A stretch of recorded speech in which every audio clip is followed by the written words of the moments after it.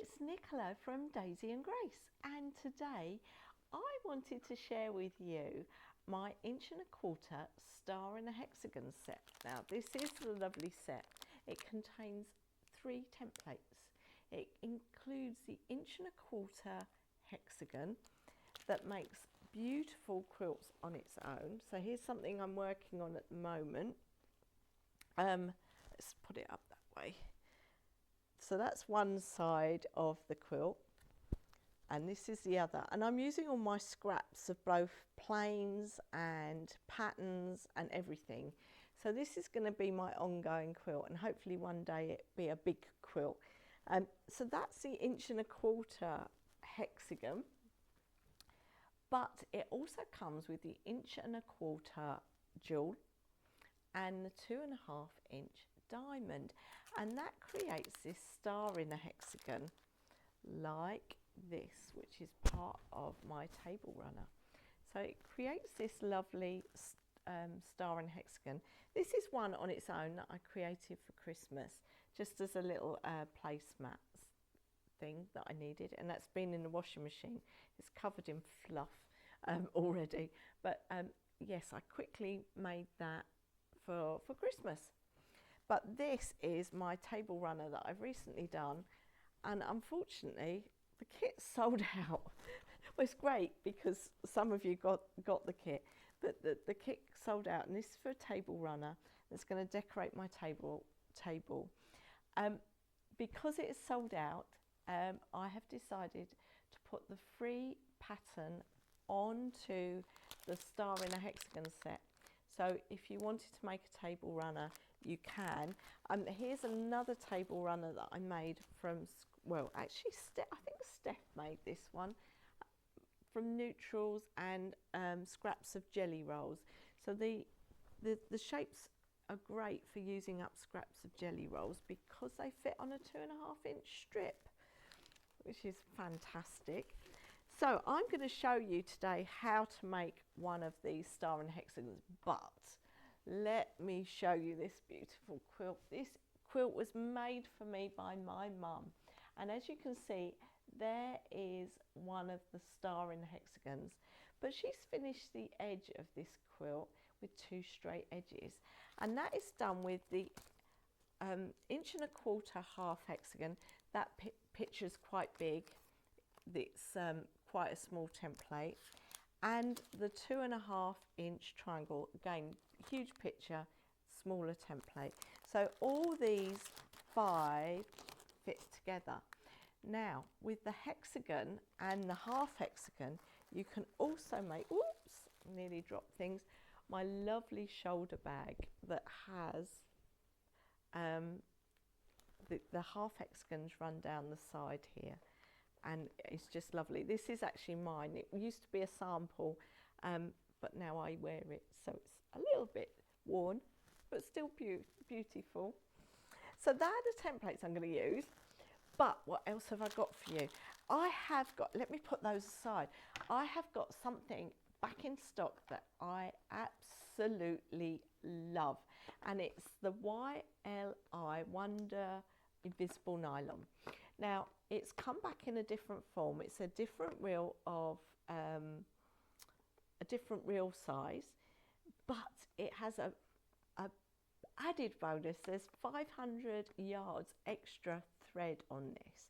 Now I have tried this out because I was worried that the spool shape might detract from the way I use the thread, but it doesn't. It is amazing.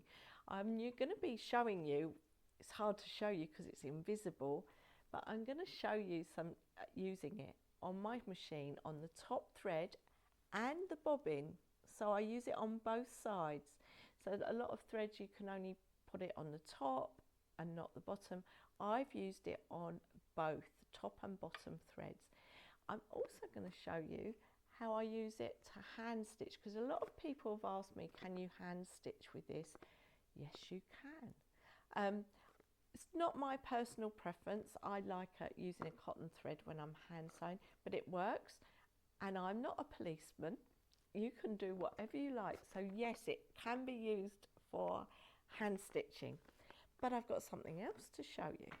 I'm also going to be using my 2.5-inch wide wadding jelly roll. Now, a lot of people use these for jelly roll quilts, but this also fits my 1.25" templates. Also fits my 2.5-inch by 5-inch rectangle and my 2.5-inch half hexagon and my 2.5-inch square. So perfect for lots of things. And now this is back in stock as well. So I'm going to be using that. Let me throw that to one side. And because the table runner kit sold out, I've actually put together a bundle of the backing fabrics, which I just think are adorable. So that's available too if you wish. So let's get on, I'm making a clattering noise. Let's get on with the demonstration. So let's go to the overhead, get my glasses on. Oh, by the way, I'll also be using my magic pins because we can iron over those. These are the 3 templates that come in your set. You get a diamond, a jewel, and a hexagon. I'm going to show you how to cut with the wadding roll the jewel because I haven't cut that wadding yet. So when I'm cutting, I use a piece of, this is actually a piece of a mat that got ruined, as you can see. And I use one side for my fabric, although I messed up and cut my wadding on this side. But the other side I do keep for wadding. And now here is a bit of my jelly roll wadding strip. Now it's 2 pieces. So the wadding comes in 2 15-meter pieces. So I'll just show you how perfect this is to cut. Now, why do I use 2 mats, I hear you say? Well, when you're cutting and you need to turn, it just moves on the other cutting board really nicely. So it's like having a rotating cutting board without having a rotating cutting board, because it just moves on that other board. So there you go. When you've got a piece of old cutting mat, cut it down and use it on your other cutting mat so it becomes a rotating board. Look at that, perfect. And keep all your little bits of wadding, because I keep them separate, and when I need to stuff something, I've got tiny bits of wadding that can go in for stuffing.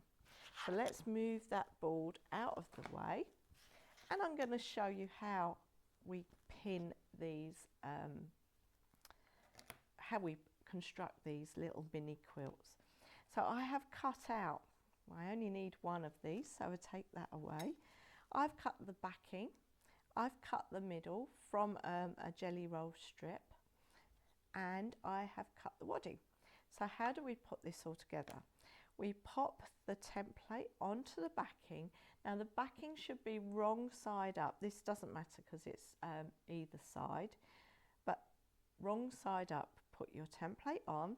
You have the recess here to put your wadding in. Now that is dead center. And then you've got, oh, I'm just going to press my jewel slightly because it's got some creases in. There we go. I'm going to put my jewel on top of my wadding like that. I'm going to take a pin it, and then I can remove that template. So I'll pop that to one side. So here we have, let's see if the zoom is back. There we go. So the first thing you're going to do is fold this edge to meet the edge of this center shape and finger press it. Then roll it again and finger press again. And I'm going to put a pin in this. Because I am going to machine stitch this one, I'm going to pop a pin in it, and I will explain why in a little while. So we're going to carry on going round the template. Now this angle here is the same as a hexagon angle. So when you do your double fold, it self-miters in that corner. I'm going to pop a little pin in there too, just to keep it in place. And I might pop one in the middle, just to keep that in place. So here we have one of our pesky points that will not be pesky once you've mastered them and had a little bit of practice, I promise you. So all we do is, so we finger press that edge over, and I've folded that edge over, and we've got a lovely point there, which doesn't work when you do your double fold. So when you double fold that, let's move that pin away, you can see we've got a little dogtail. So I'm going to finger press that bit, and I'm going to pop a pin in this end just to keep that in place. And when it comes to this end, what are we going to do with this? What I tend to do is fold it over back on itself, so this edge lines up with this edge here, and give that a big finger press there.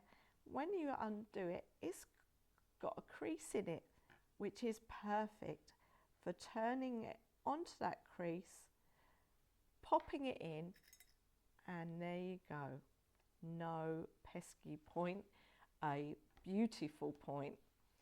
Then we're going to carry on till we get to the bottom edge, which again, I fold it this way. There is no police out there. Whatever makes you happy, because sewing, it should be a happy, I call it a sport because it's a slow sport. It's nice. I'll stop wittering on. I finger press both those edges, and we're going to double turn this bottom edge. So we turn it to meet the edge of the fabric like all the other edges. Fold it again. Hey presto, we've got a hexagon mitre there, pin in, and we've got a hexagon mitre there, pin in.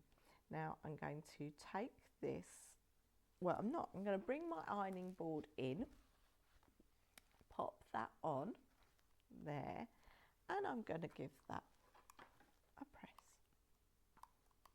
like that.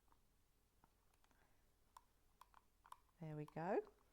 Now I'm pressing over the pins, as you can see, and they don't melt.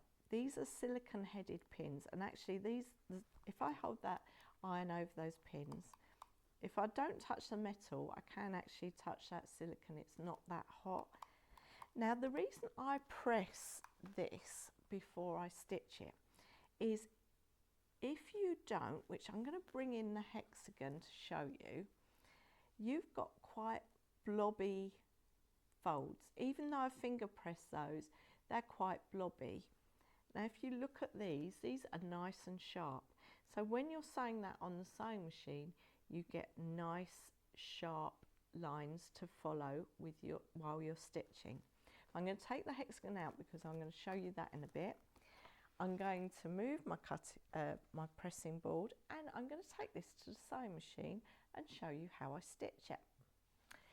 So my sewing machine has got the invisible thread on the top and on the bottom.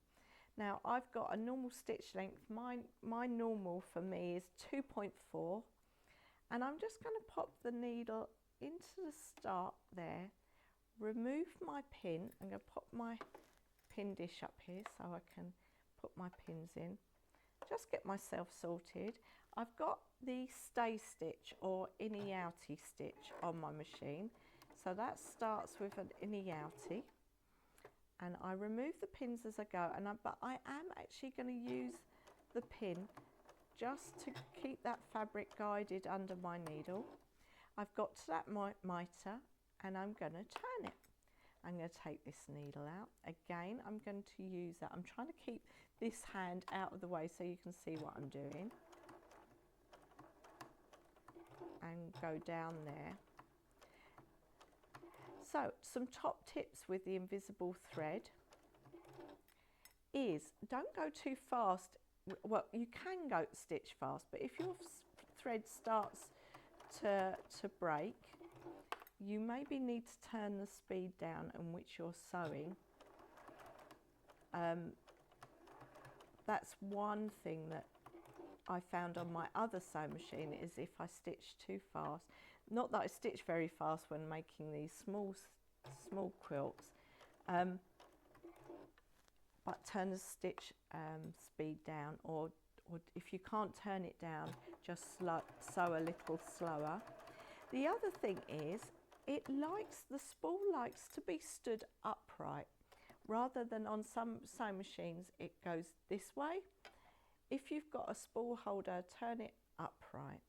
I don't know if you could see what my hands were doing there, but I will explain that in a minute while I've finished stitching this little jewel. It is so cute.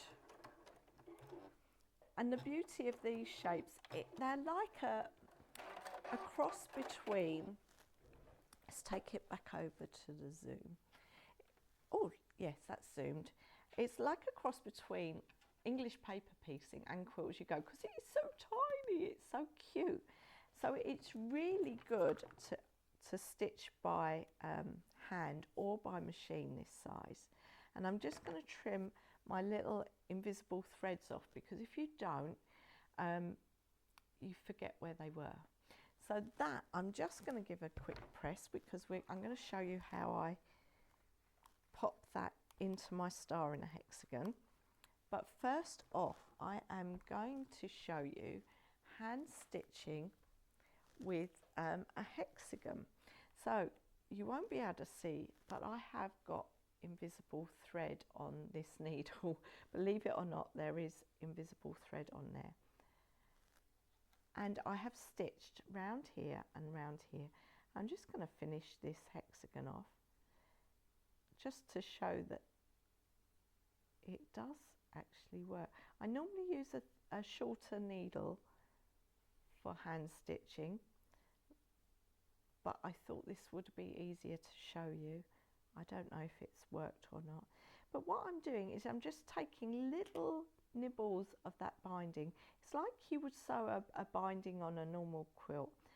So if you really enjoy doing the stitching of a binding, which I really do, I think this could be something for you. And when I am stitching by hand, I tend to use these clips so that I don't accidentally prick myself with the pins, because the magic pins, oh, I've got two, got myself in a pickle. I have got double thread now, so I just want to ease it. Oh, it doesn't matter, I'll just stitch it with double thread. The magic pins are really sharp, so if I tend to pin this and then hand stitch it, I do end up getting in a bit of a pickle and sometimes pricking myself. And with these clips, you don't get that. But you know what? Each to their own. If you prefer pins, that's fine. So what I'm going to do is just finish this off, and I've stitched one by machine and I've stitched one by hand, and you can see the difference. By not pressing, they become quite puffy.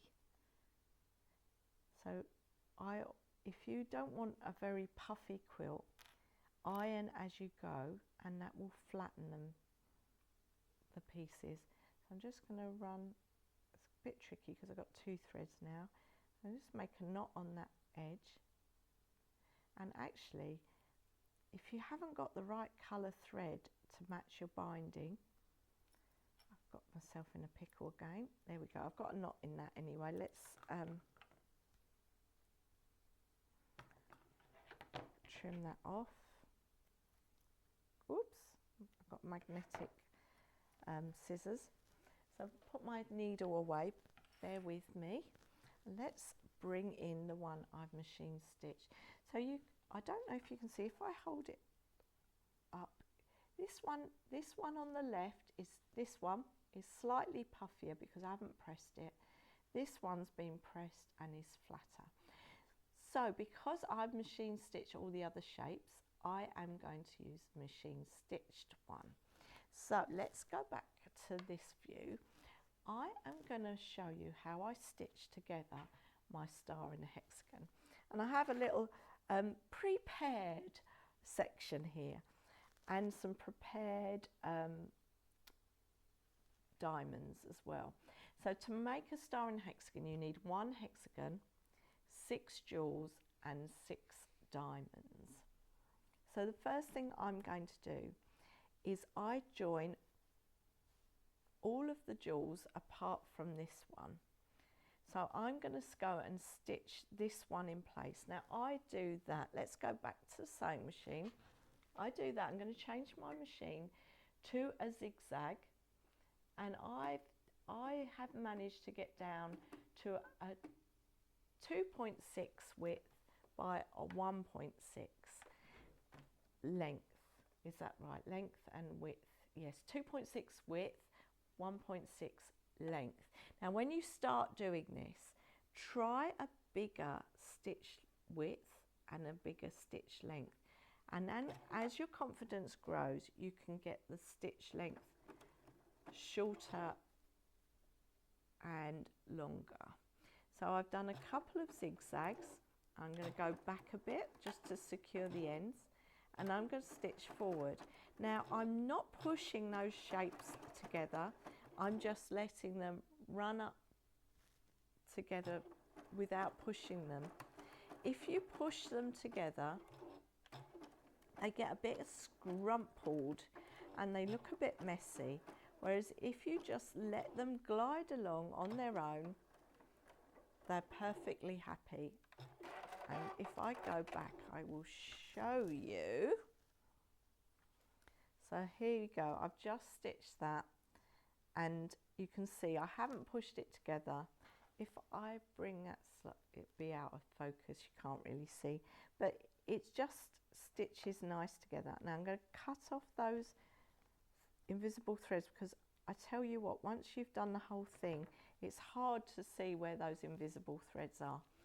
So if I go here, you can see I've got this gap here. What I'm going to do is put the hexagon in there. I'm actually going to turn this upside down because I want a little bit of difference between the two. So I'm going to turn that upside down. I'm going to, when I go to the sewing machine, I'm going to start, let's find, I just check to see, when you turn these shapes, you get some shorter, longer sides. It's fabric, so it will go together, but I was just playing around to get a nicer fit. So I'm going to start here and go all the way round here, and when I get back to this seam, I'm going to join this one up. So let's go back to the sewing machine. So I've still got my zigzag stitch on. I'm going to move the pins because I don't have pins in place. I'm going to pop that under the sewing machine, and I'm going to do a couple of zigzags, and go back a couple of zigzags, and then I'm going to go forward. Now it's a bit harder not to push these together because they are together, but don't get too hung up on it. It will be fine. And then I'm just going round the hexagon, joining it to the jewels.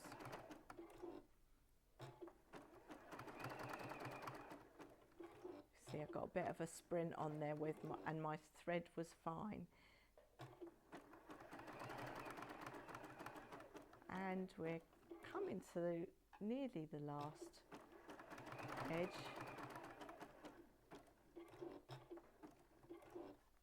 Trying to keep this hand out of the way, but it's very tricky. So I'm going to go down this edge, and when I get to here, I'm going to turn it and just stitch that edge. A couple of back tacks. Voila, let's go to the overhead. There we go. So that is stitched in lovely. If you zoom in, you can see all stitched in nice. And when you hold this to the light, you actually see some of the invisible threads there. I think I've got them all. So next I'm going to go back out there. We're going to be putting the diamonds in. Now the diamonds, if you fold from one edge round, you get two folds that have open ends. So I put the open ends into this section here, like that, because then you don't have to seal up these ends, because these little corners have the dogtail in there and they can pop out. So I pop them in that way, like that, so that they're all concealed. Now on this one, again, I think that's quite fussy, so I was going to turn them this way. Now I have one prepared because I want to show you how I put in these diamonds. So I'm going to go along here, and then along here and along here, which I've already done on the rest around, but I'm going to do these two on the sewing machine for you. So let me go back to the sewing machine. So I'm going to match those 2 points up, well actually 3 points. I said 2, there's actually 3. So I've lined those up. I'm going to do a couple of zigzags and then go back just to secure that end, and then I'm going to sew those together.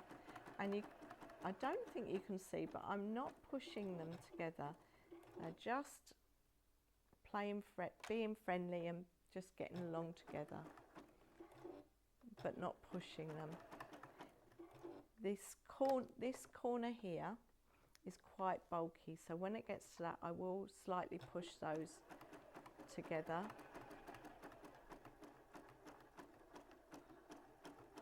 There we go.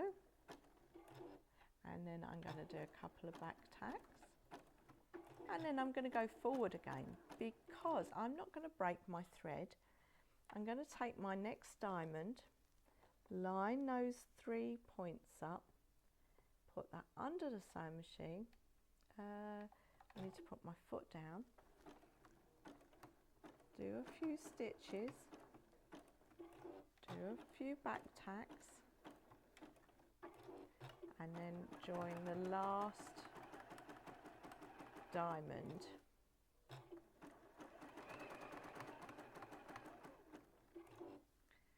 Now, because I've demonstrated this, I've got my table runner finished. These are actually going to be little plant pot stands for my plants, because I'm a bit obsessed with house plants, to be honest. I've got far too many, Dave says, but I don't care. I love them. So let's go back here, and here is my finished plant pot stand. I just need to cut some threads off somewhere, and look at the beauty of Quilt As You Go. You get 2 sides for the price of 1. Look at that. Amazing. I love it. I hope you love this. But I'm not finished. Oh no, I'm not finished. Because guess what you can do with these templates? You can actually English paper piece with them as well. So let me show you some of the things that me and Steph have made. Now these have been using the inner shapes of the little inner pieces from your templates. So Steph has made this beautiful heart quilt, and that is using the jewel. There's no point me showing you this because you can't really see it, but that's the inside of the jewel, and you can see it's been English paper pieced. So you can use the inner shapes for English paper piecing. Now this will become a fabric to make something, but I don't quite know what yet, but it will. It'll be amazing. So that's one thing you can do. You can also do hexagons. So again, look, this is just scraps. Because they're quite small, they get made out of scraps. So you can have little ongoing projects with English paper piecing using your templates. Now this one is fabulous. So this is using the 2.5-inch diamond, and look, it creates tumbling box, and also 2.5-inch triangles to give straight edges there. But isn't that just wonderful? Oh, love it. And again, English paper piece, perfect. Now I've been playing as well, and I love this, oh, upside down, I love this pattern of my jewel flower. So I thought, why not do it in English paper piecing? So I've started this. So I'm going to show you how to use your templates for English paper piecing. So bear with, I have to reach over and collect my things. Oh, there we go. Sorry about that. I use freezer paper, and I've cut a little bit of freezer paper off. And what I do, oh, I get my old board and my old rotary cutter, and I'm actually going to fold this in half. Oh, let's go to the overhead so you can see what I'm doing. I'm going to fold this in half, and you can rotary, what am I doing? I'm doing jewels, aren't I? So you can actually rotary cut these, and I use an old rotary cutter so I'm not blunting the blade. Let's better put my glasses on so I can see what I'm doing. So I'm not editing this video, as you may have noticed. So I moved slightly on that. So what I'm going to do is just, because this freezer paper is quite curly, I'm just going to take that one.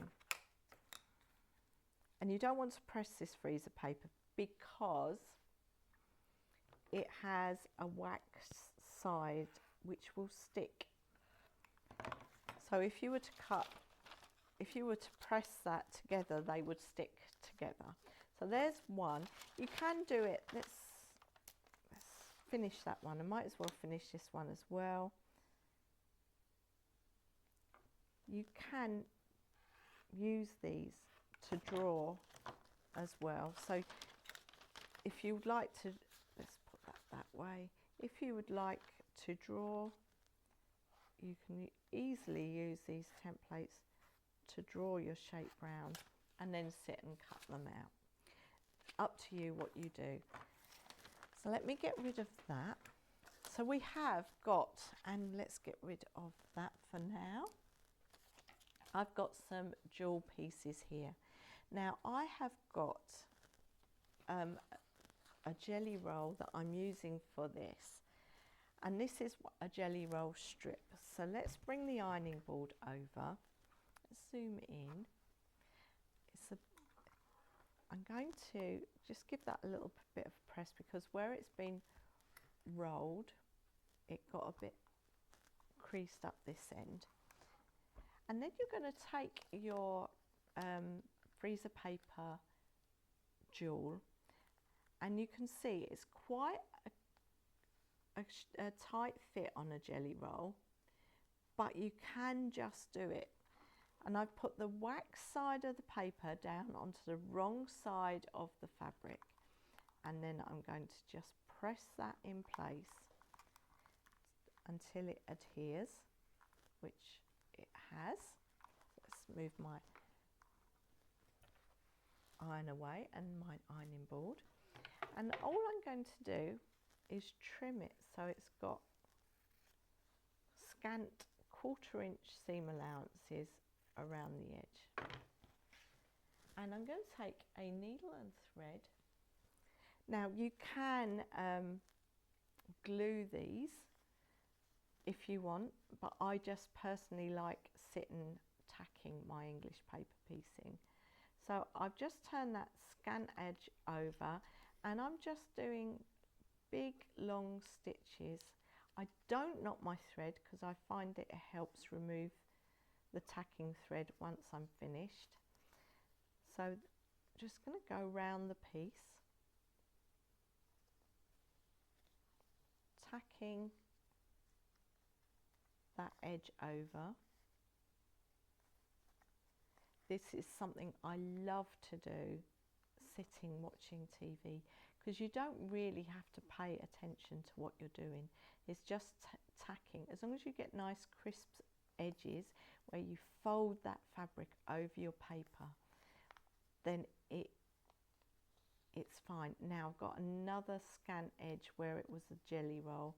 You can see it's just a little bit tighter with the seam allowance. It's very scant. But so what I'll do, once I've finished making my fabric, I will do a lot of quilting on this so that the edges hopefully won't fray too much. And as this is pinked as well, this is like a pinked edge, that shouldn't fray either. So just onto the last edge, and I'm gonna, guess what, I am gonna run out of thread before I get to the end. Don't you just hate that when that happens? I thought I had enough to do it all, and look, I'm gonna run out of thread. Can I make it? Let's try. Ta-da! Will I get another stitch? Yes.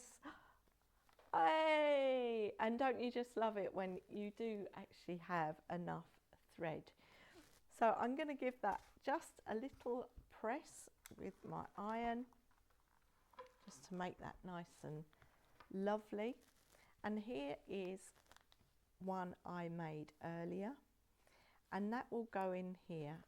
And there's another one I made earlier, and that's just going to be joined in to this to make a bigger piece of fabric. What do you do when you've joined them all together? You just need to, I'll do this one, this is in the center. All you need to do, let's zoom in for you, is remove that tacking thread. Now the beauty of freezer paper is you can use these up to 4 to 5 times, so you don't have to go too mad cutting your too many papers. And then when you just pull your fabric away, and that paper will just release from the fabric. Hey presto, you can use that one again. So I hope you've enjoyed this little tutorial. I really love these little shapes. They're just adorable. They make up so beautifully. I like little tiny things. I just think they look adorable. And I can't wait to see what you do with your little 1¼ inch shapes, because I know you out there and you can create some amazing things. So I'm really looking forward to seeing what you do with the 1¼ inch star in a hexagon. But until next time, bye bye.